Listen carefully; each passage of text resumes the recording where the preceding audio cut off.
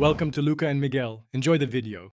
You start now by assembling materials and making the first cuts so you can build a true foundation. Lay out the 17/75 template on the cork or plywood and mark the bull and scoring rings with a compass. This ensures accurate angles later.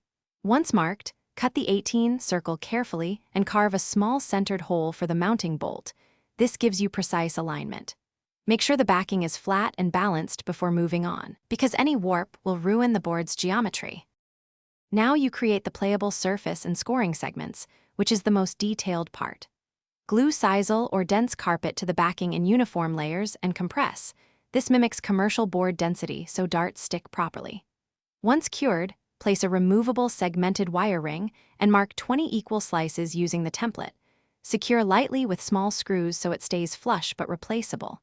Then add the outer scoring ring and numbers with paint or vinyl. This step defines scoring, and finish by mounting and tuning so the board plays like the real thing.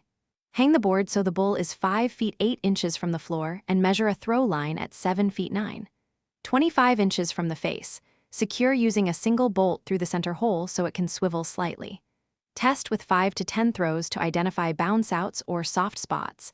Adjust wire tension, compress the sisal further, or swap worn sections. If darts bounce, tighten wires or add one more compressed layer to increase holding power. Thanks for watching and please subscribe. It's the best investment you'll ever make.